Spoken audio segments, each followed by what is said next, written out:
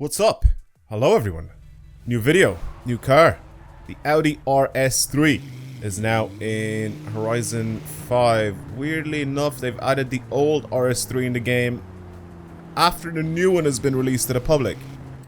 Questionable choice by Playground Games, as usual. But yeah, we got a 2020 Audi RS3 sedan, saloon, limo, whatever you call it, wherever you're from. This is the Audi RS3. I like these. I like these a lot. I used to always think that the saloon was always nicer than the hatchback, especially when it comes to the Audi S3 and RS3. They just look better.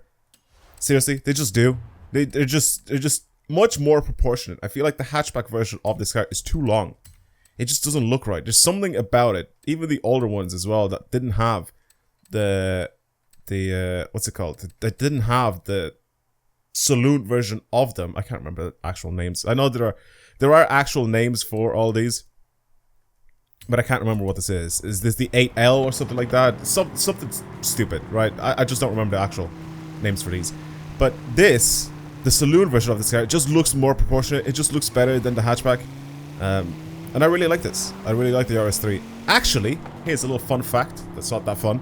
A few years back, when I was looking to buy a new car, I was gonna buy an Audi S3, pretty much this generation of car, and yeah, I wanted to get one as a saloon. It was kind of expensive at the time. They're very expensive now, still, because the prices have gone up for every single car. But they look really nice, and I wanted to get like a specific spec'd out interior, so Bang & Olufsen sound system, the upgraded seats, which I can't actually show you, I don't think here. The virtual cockpit, and yeah, the bigger screen as well. I wanted all of that pretty much on the car, and it was really, really hard to find like one that I really, really liked. And I found one, and it was sold. As soon as I called them, they actually sold it later that day, because it wasn't actually close to me, so I can go see it. So I guess it just never happened. I never actually ended up getting an Audi S3 saloon or sedan, whatever. But yeah, this is a nice car. I do like the RS3. And one thing that they're very good at is launching and going fast in a straight line, and that's what we're gonna do in today's video with this Audi RS3. And I think this thing, smash a bunch of upgrades to it and get it to go in a straight line. It also sounds fantastic with the 5-cylinder in it. Doesn't have many crackles on the shifts, but I mean, we'll leave it off with that. Anyway, I want to do stuff to it. I want to get this thing to be fast in a straight line. Actually, what I should have done initially... Actually, is there a point of even doing this initially? I was going to go do a run with this car just to see how fast we can get this thing to go down the quarter... Or not the quarter mile, but like the festival drag strip, and then go with it like modified. Yeah, I'll just do it.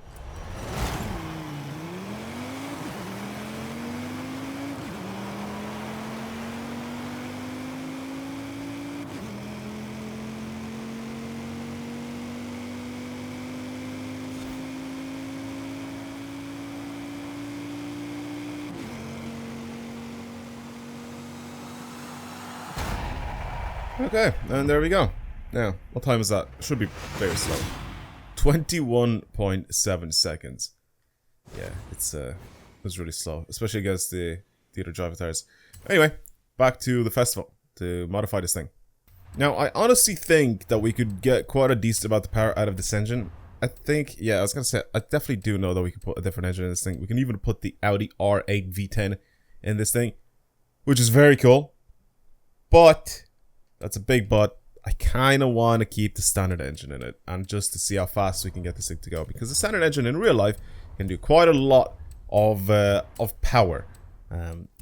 Pretty much, it's really, really good. By the way, I think that increases my top speed by a lot. Just getting rid of that little lip, that's very weird. That it increases my top speed by that much. I mean, I'll do it because all I need to do is just to get it to go fast in a straight line, so we'll get rid of that. As for the wheels themselves, we have to give it some drag tires. Nice. Front, I'm gonna keep probably the same. I don't think I'll slip in the front. On the rear, I'll give it some wider tires. Though 265s in the rear, and it's on 255s. What? Excuse me, game? Game, excuse me? How does that work then? We're on 255s on the front, standard. And we're on 235s on the back, standard. Alright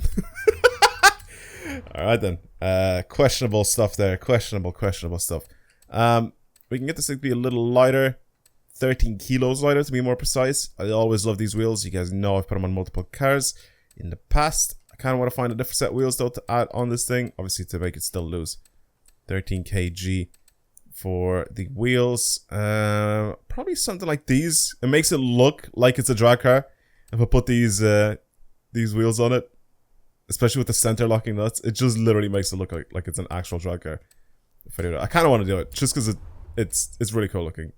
That's pretty much the only reason why. It just looks really cool. I'm going to change the track width at the back and the track width on the front. I'm just going to bring it over to the first step here. I think that's fine. Now, let's start upgrading now because I think we're done with that. The drift transmission, that's probably the one I'm going to go with.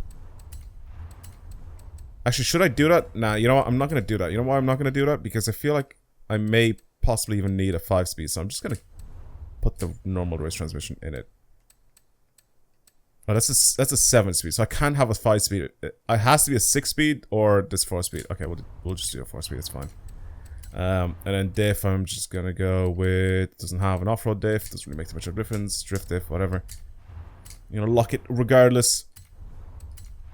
All I needed is just for it to be there and customizable and like so I can change stuff on it. Other than that, I don't really care what diff you select there. It doesn't make any difference whatsoever. It's just a preset that's on it that's different.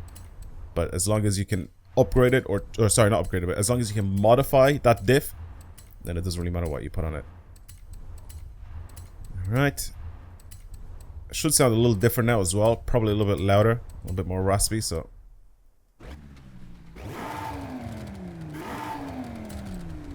definitely is louder.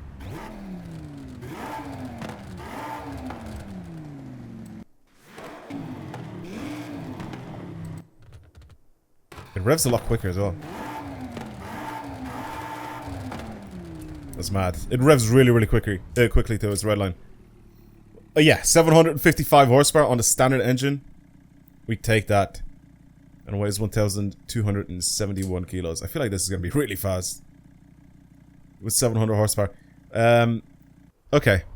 That's nice. Now, I'm going to go ahead and pretty much soften the tire pressure. Bring our tires as low as possible with that. This is going to be the biggest change that we're going to have to do there. Let's get rid of all the camber and all the toe. That's fine. Anti-roll bars makes no difference. And this, if I remember correctly, is we stiffen the back end. We soften the front. Just like that. Ride height is fine. I'm not going to touch that. Dampers, again. Soften the front. And stiffen the rear. I think for rebound stiffness and all that, I think it's fine. We can adjust it slightly afterwards, but I think this is pretty much the good build for this. Yeah, there's that front end that we can't actually change that arrow. I wonder if adding an upgraded arrow front end and then just getting rid of that arrow, if that is going to make a difference.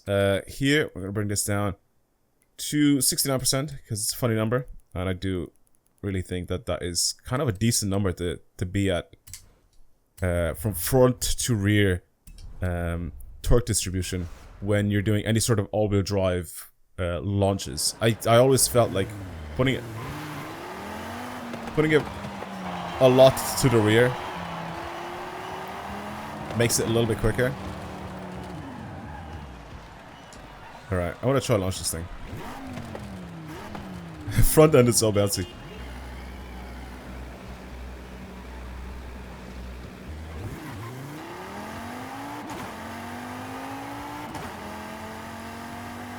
Jesus. I knew it'll pop off as well. Okay, that's very, very quick. The front end lifting off the ground, I'm not a big fan of, so I might need to change my suspension a little bit for that just to not happen. I do obviously need it to happen, or not need that to happen, but I need it to launch the best. But I don't know if lifting off the front, the front lifting off the ground is a good idea. It just feels like there's a bit of a, I don't know, a bit of a skip in my revs there. Anyway, I am gonna start adjusting my transmission. Actually, I'm gonna do a run like this without adjusting my transmission, just to see what sort of time we get. You know, just the base time here, and yeah, afterwards I'm gonna start adjusting the transmission because that's gonna be the biggest, I guess, time saver. I can say that for our time on the drag strip. So I'm gonna do a run like this just to see what this thing is like, see what sort of speed it tops out at. Hopefully.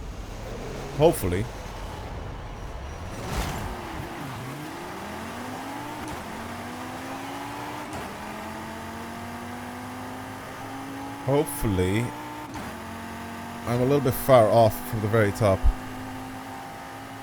Yeah, because I think what I can do here is if I go back, I should get rid of the lines, and it should bring my time up on this, or not my time, but my, yeah, there we go. So top speed, about 197 miles per hour.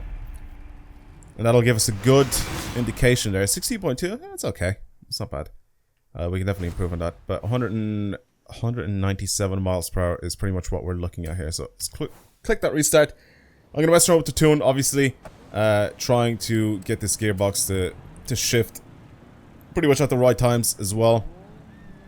And again, like I said, 197 miles per hour is top speed of this thing. So I'm going to have to adjust it around that as well. So I guess I'll be back in a little bit once I'm finished with this build.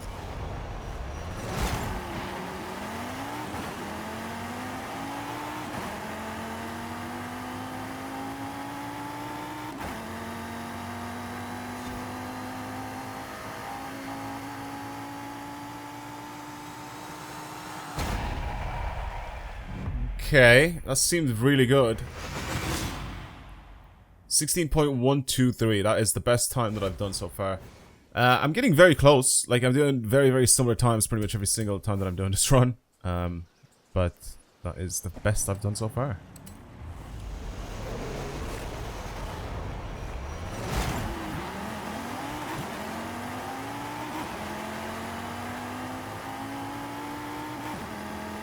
I've done this so many times now, I feel like I'm just gonna make mistakes, like little mistakes. Like there, it's just annoying. The way I change gear. Okay, I think I might just leave it. This is gonna be my last run. So around 16.14, let's just do 1.4 as the average, because now I'm just messing up every single time I do this run. Yeah, it's not bad. It's not bad at all. Even manual clutch, for whatever reason, I managed to go a little slower. It's like I said, I'm just making mistakes now because I've just been doing this over and over again. It's a quick car. It is a quick car. I'll give it that.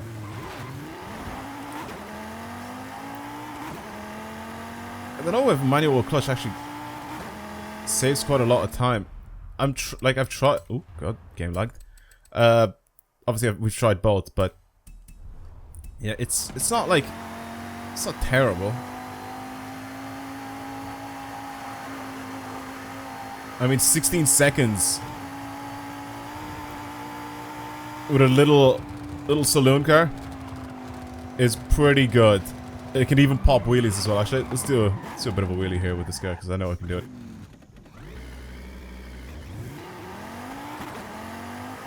It's quick. Like it's properly quick, and I think with the V10 in it, it's gonna be even faster.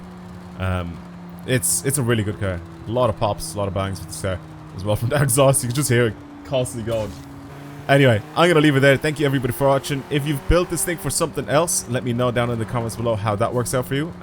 Same with the V10. If you've done the V10 swap with this car, let me know what sort of time you got on that run there, because it's fast. It's really, really fast. Especially with the V10, I think it's going to be much, much faster. But I didn't want to ruin this engine because I love the 5 cylinders that Audi makes, so I wanted to keep it, I guess, sort of true to its standard engine. I don't really care about, you know, putting 1,000,000 horsepower in the car. I feel like that's just kind of boring, but I do like the RS3. I just wish it was the new one, you know? Because, I mean, we've seen this one forever. Like, it's just been around for a long time now, but yeah. Anyway, I'll see you guys later. Thank you very much for watching. Goodbye, people.